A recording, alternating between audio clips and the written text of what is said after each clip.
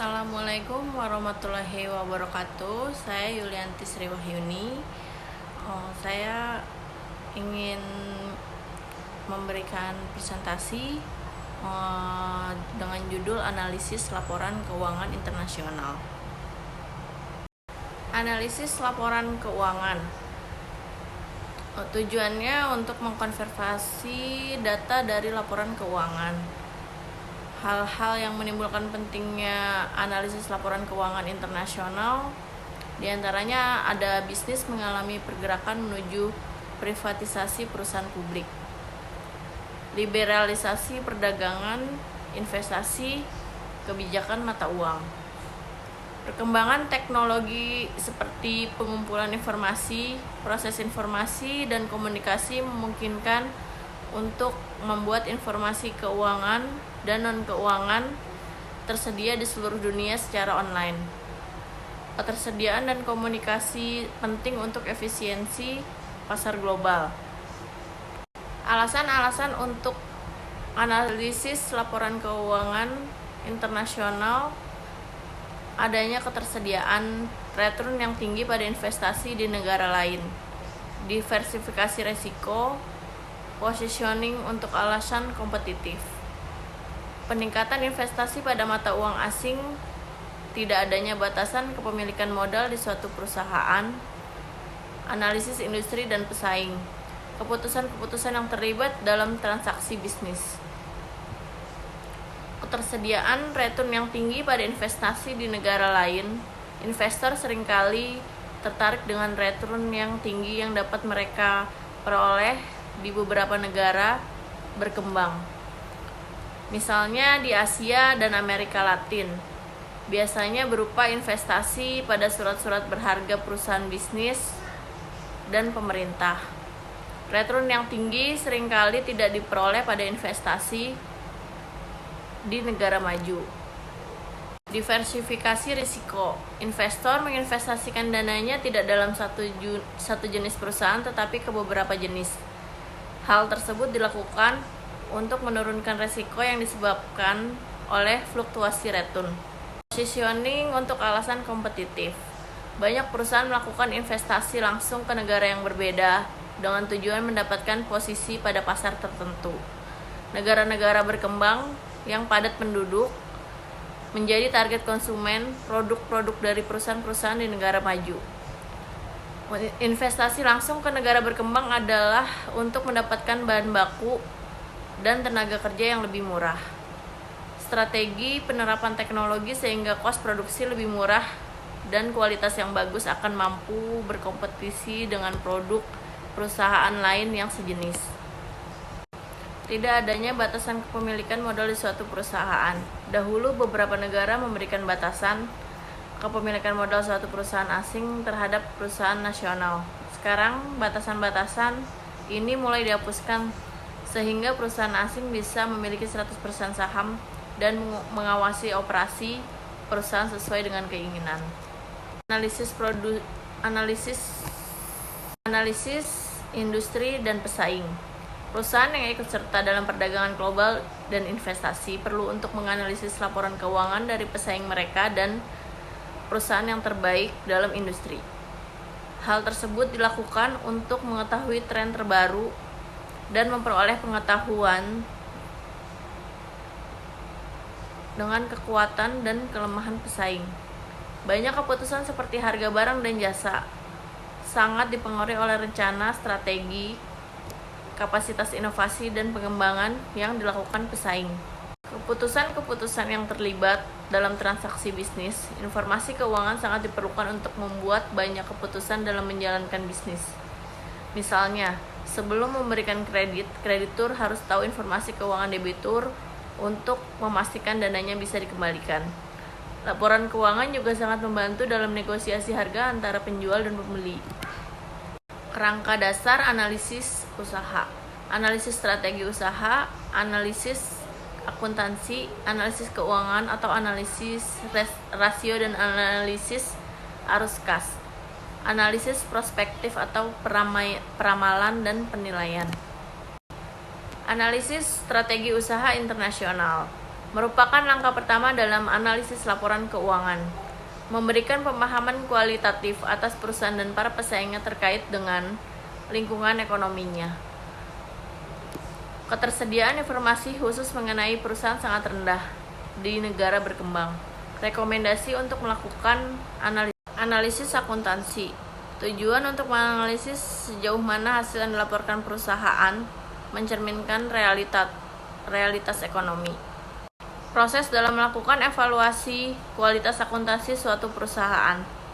Identifikasi kebijakan akuntansi utama, analisis fleksibilitas akuntansi.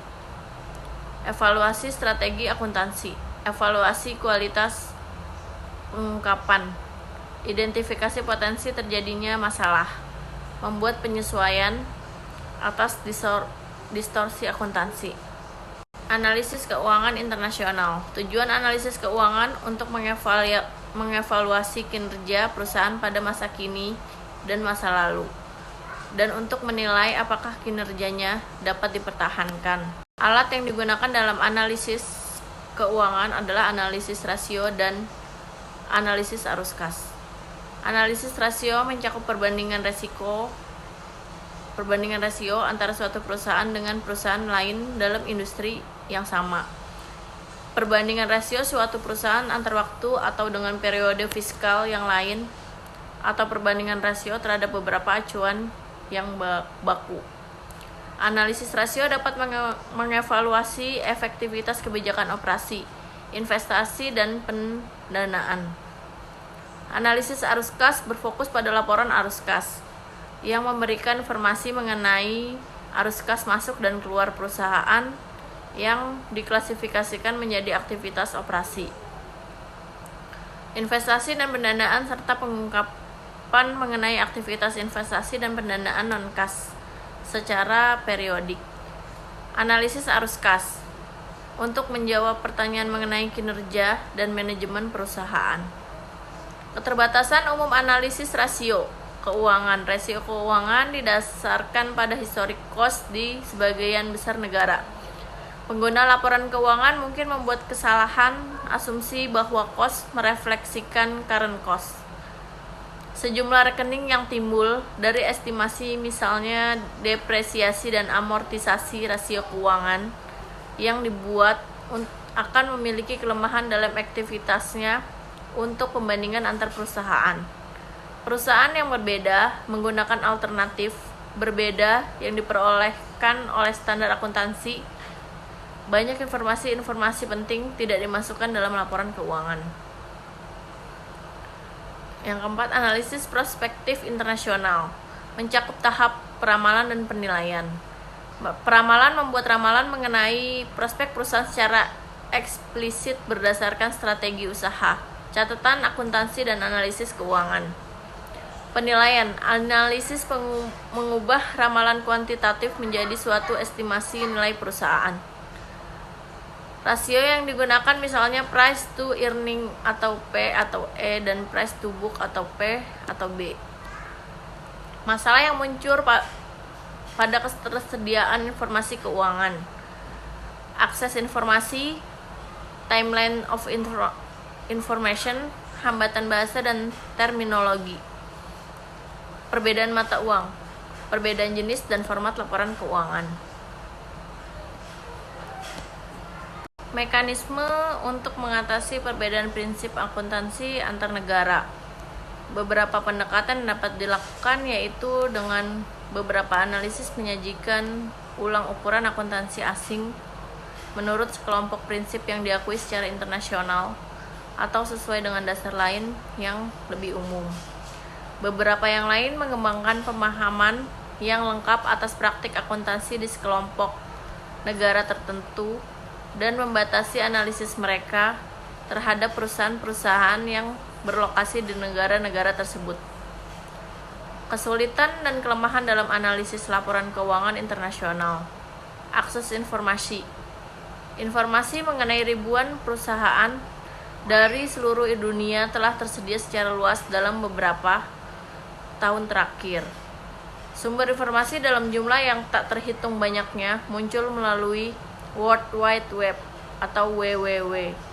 Perusahaan di dunia saat ini memiliki situs web dan laporan tahunannya tersedia secara cuma-cuma dari berbagai sumber lainnya. Ketepatan waktu informasi. Ketepatan waktu laporan keuangan, laporan tahunan, laporan kepada pihak regulator berbeda-beda di tiap negara. Ketepatan waktu informasi. Bahasa dan terminologi. Masalah mata uang asing, perbedaan dalam jenis format laporan keuangan. Peluang dan tantangan dalam analisis lintas batas.